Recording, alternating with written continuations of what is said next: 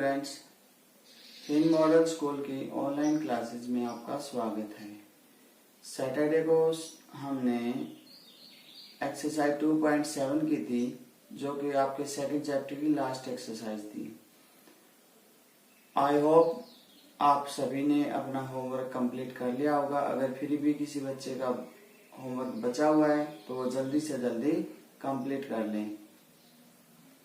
अब मैं आपको नेक्स्ट चैप्टर करवाऊंगा, चैप्टर नंबर 3, और उसका नाम है डाटा हैंडलिंग। डाटा हैंडलिंग आपने 6th क्लास में भी किया था, परंतु मैं आपको ये चैप्टर शुरू करवाने से, एक्सरसाइज शुरू करवाने से पहले कुछ इम्पोर्टेंट डेफिनेशंस करवाऊंगा।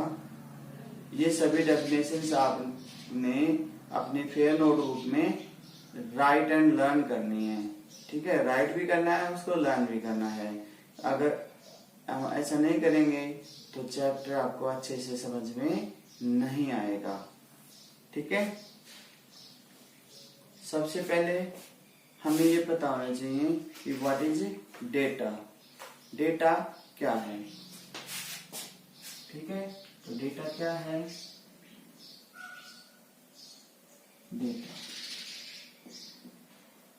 डेटा क्या है अभी? What is data?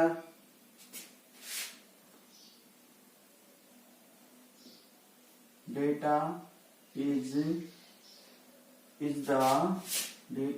the collection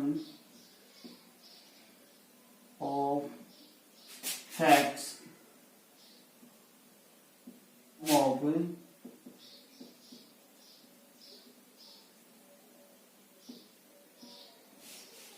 form of numerical figure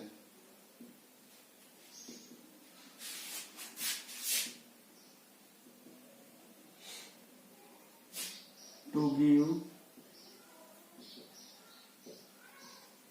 some information। ठीक है भाई, डेटा क्या है? Data is the collection of facts in the form of numerical figure to give some information. ठीक है, किसी भी तथ्यों का समूह होता है जो हम न्यूमेरिकल फिगर में कलेक्ट करते हैं ताकि उससे हमें कुछ सूचना मिल सके। Example,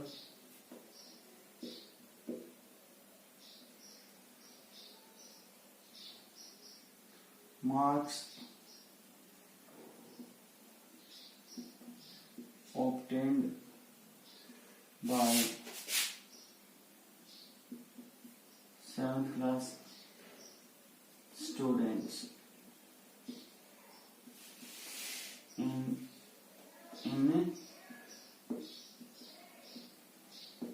maths test। ठीक है भाई,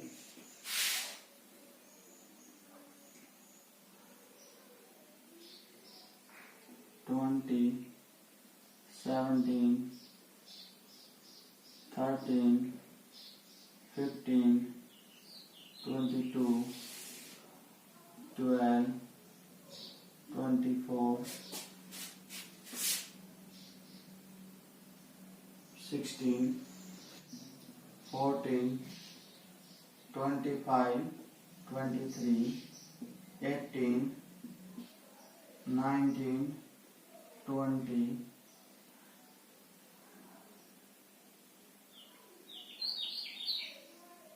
11 23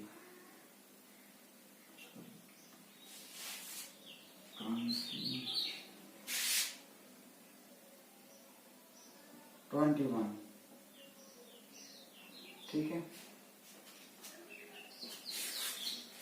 आपको एक एग्जाम्पल मैंने दिया है कि marks obtained by 7th class in maths test. Math के टेस्ट में 7th क्लास के स्टूडेंट के द्वारा प्राप्त किए गए अंक। ठीक है, टोटल 25 मार्क्स का टेस्ट कितने का था? 25 मार्क्स का। ठीक है, 25 मार्क्स का टेस्ट था स्टूडेंट ने ये मार्क्स ऑब्टेन किए। तो ये जो हमें इंफॉर्मेशन मिली है क्या है, इसको हम क्या कहेंगे, डेटा कहेंगे। ठीक है। अब data are of two types. सबसे पहले आता है रो डेटा।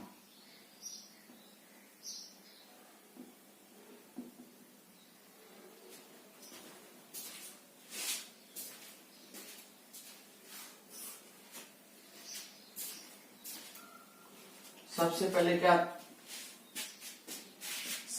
क्या आता है, रो डेटा आता है। अभी सबसे पहले क्या आता है, रो data.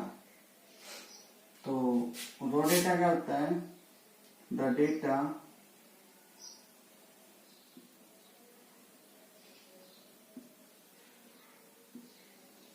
obtained in original form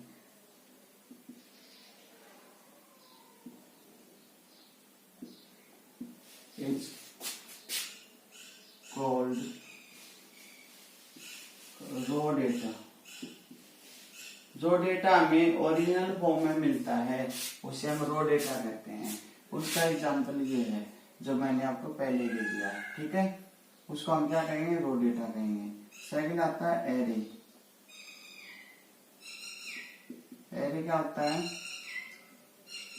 the data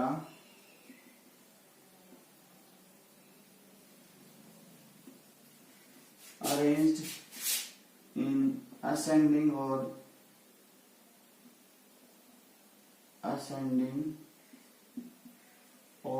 descending order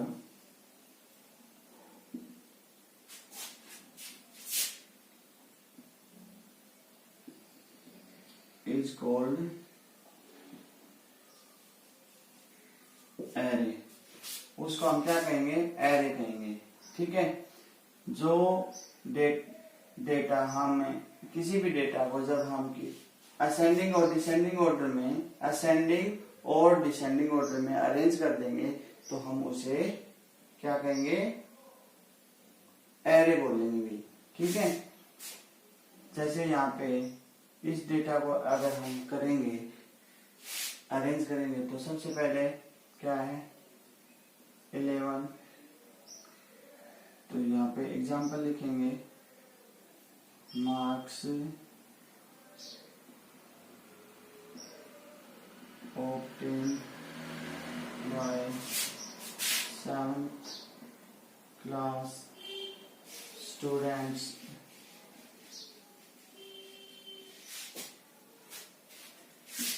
in math test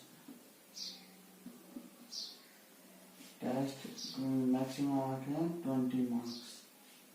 ठीक है भाई। तो क्या होगा, सबसे कम क्या है, 11 है।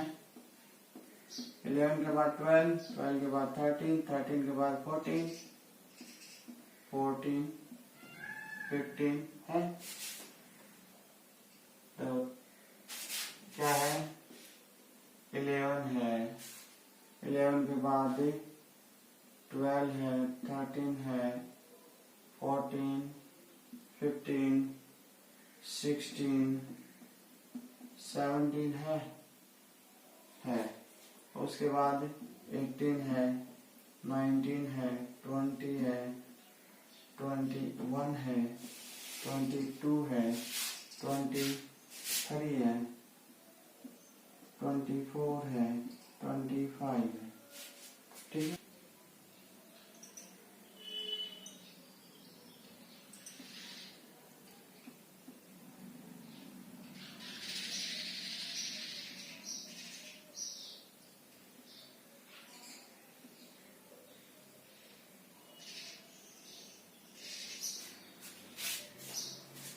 ये हमने डेटा को क्या किया, असेंडिंग ऑर्डर में अरेंज कर दिया। इसको हम क्या बोलेंगे, एरे बोलेंगे। क्या बोलेंगे, एरे बोलेंगे। ठीक है। अब आता है ऑब्जर्वेशन।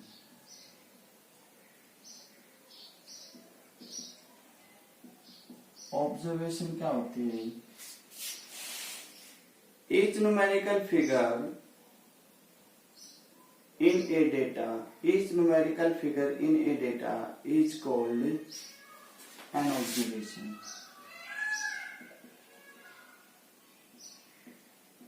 Is numerical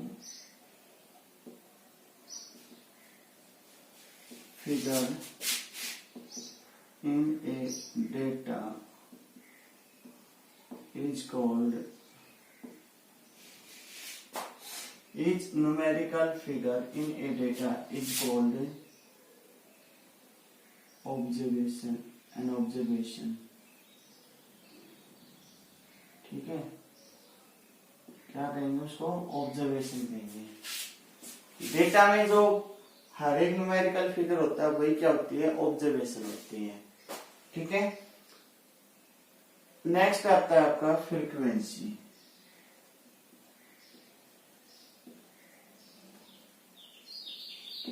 फ्रीक्वेंसी क्या होती है भाई? फ्रीक्वेंसी क्या होती है? फ्रीक्वेंसी में क्या होता है कि डेटा में न्यूमेरिकल जो फिगर दिए गए वो कितनी बार रिपीट हुए हैं उनको हम फ्रीक्वेंसी कहेंगे। ठीक है, the number of times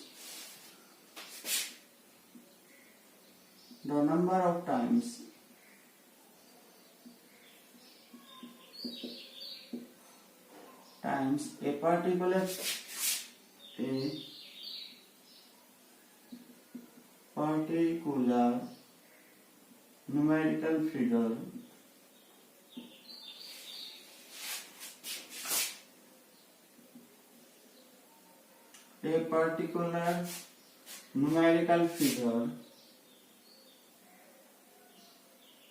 occurs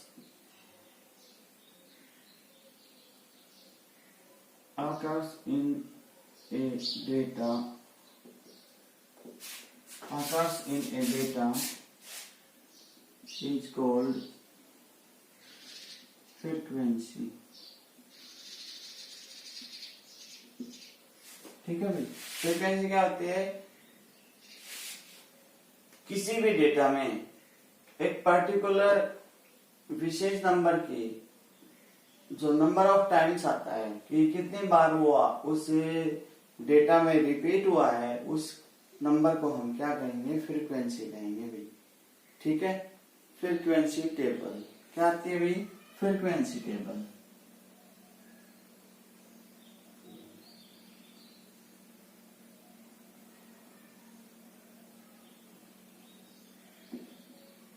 frequency table क्या होती है? A table showing frequency of various observations. A table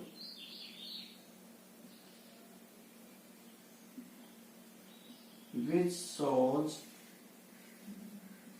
frequency of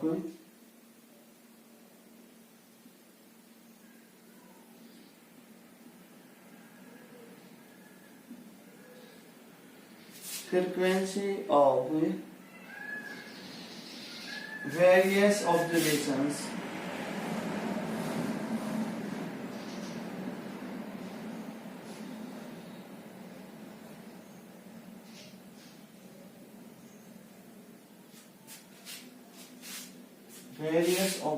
a table which shows the frequency of various observations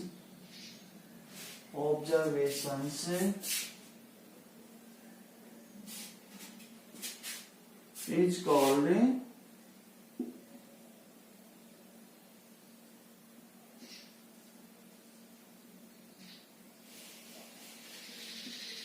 frequency table. ठीक है भाई, फ्रीक्वेंसी टेबल क्या होती है?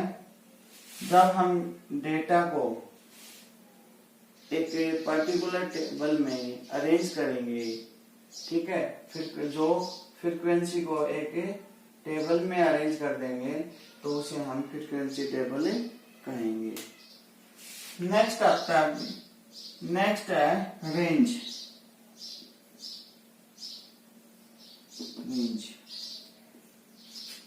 The difference between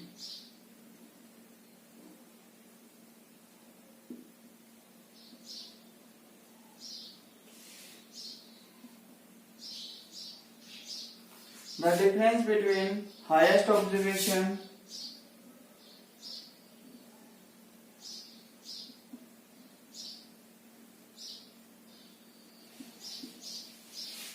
highest observation and lowest observation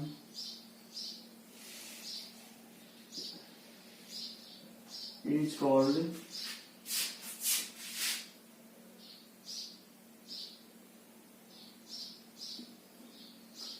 called frequency, is called range, उसको हम range कहेंगे।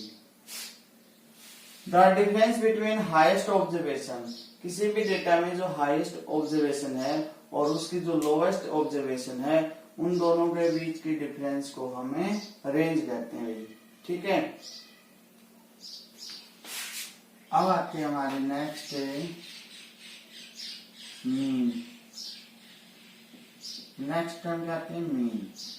ठीक है, मीन क्या होता है? The most common representative value of a group of observation और data is the arithmetic mean.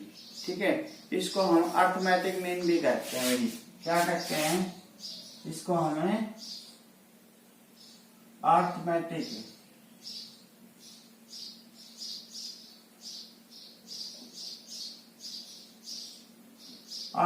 Mean भी कहते हैं। ठीक है, द मोस्ट, इसको क्या लिखेंगे? The most common representative value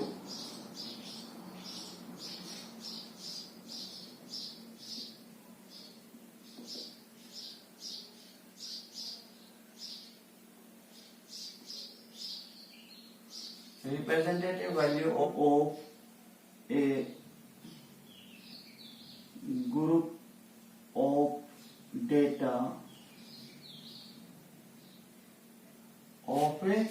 group of data is called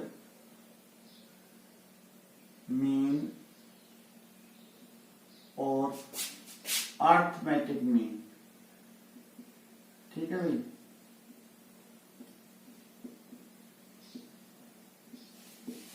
किसी भी ग्रुप ऑफ डेटा में जो सबसे ज्यादा कॉमन रिप्रेजेंटेटिव वैल्यू होती है उसको हमें मीन या अर्थमेटिक मीन कहते हैं। ठीक है, मीन ऑफ ग्रुप्ड डेटा,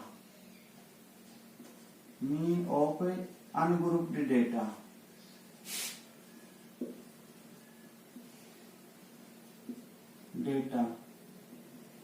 क्या होगा?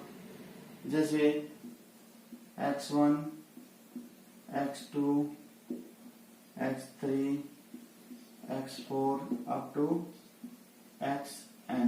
ठीक है, xn तक दे दिए हमने।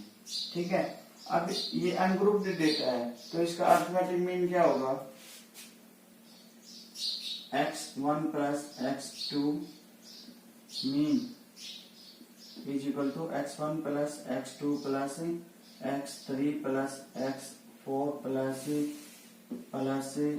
xn और अपॉन n। n क्या होता है? नंबर ऑफ टर्म्स होती हैं, तो क्या हो जाएगा? सिग्मा xn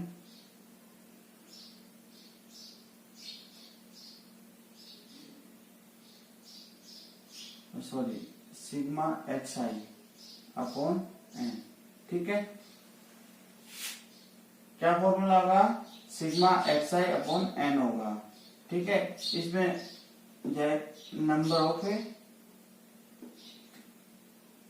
n टर्म का sum divide by number of terms, या इसको हम यूं भी लिख सकते हैं, sum of all observations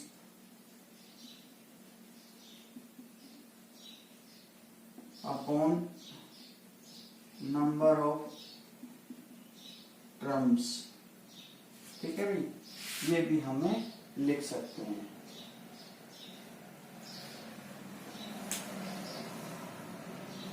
number of terms और ऑब्जर्वेशंस।